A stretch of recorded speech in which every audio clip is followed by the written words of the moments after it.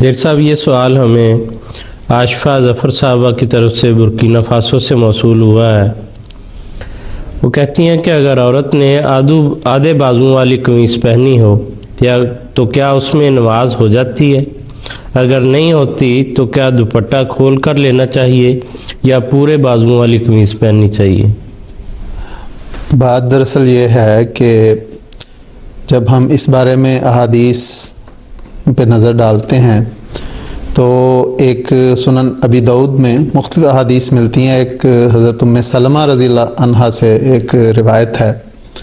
کہ ان سے پوچھا گیا کہ عورت نماز کے لیے کون سا لباس استعمال کرے، تو انہوں نے فرمایا کہ عورت کو چاہیے کہ وہ اوڑھنی اور لمبا کرتا پہن کر نماز پڑھے، اور اوڑھنی یعنی الخمار جو ہے اس کے متعلق جو مفسرین نے لکھا ہے کہ وہ ایسا ہونا چاہیے جس سے سر کا پردہ ہو اور اس میں سر کے بال بھی شامل ہیں، کیونکہ اوڑھنی کا مقصد ہی یہ ہے کہ وہ سر اور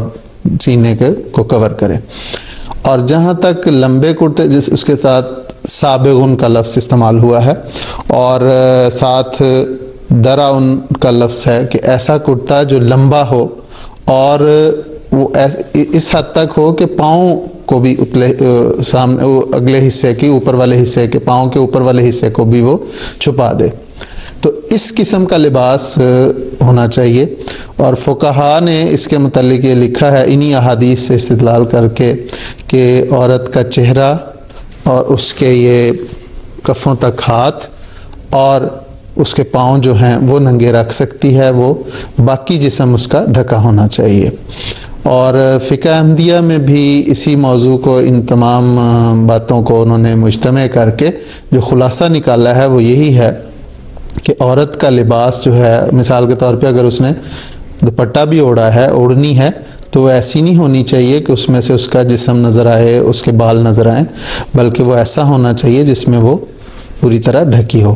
لیکن اس میں ایک بات جو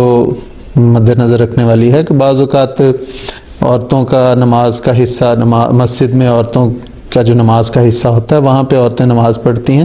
تو وہاں پہ اگر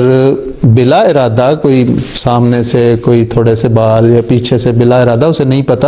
وہ اگر ننگے رہ جاتے ہیں تو وہ اس میں حرج نہیں ہے۔ لیکن فیشن کے طور پر اور دکھاوے کے لیے یا دکھانے کے لیے یا اپنی زینت ظاہر کرنے کے لیے اگر اس قسم کا وہ پردہ کرتی ہیں جس سے وہ خاص طور پر بال دکھانے مقصود ہوں یا بازو ننگے رکھنے مقصود ہوں، تو اس سے اجتناب کرنا چاہیے۔ اس میں فقہاء نے بڑی واضح طور پہ اس میں انہی احادیث سے استدلال کرتے ہوئے لکھا ہے کہ اگر اس قسم کے لباس میں عورت نماز پڑھے گی جس میں اس کے جسم کے ننگا ہونا، اس کا ننگ ظاہر ہو رہا ہو، اس کے جسم کا کچھ حصہ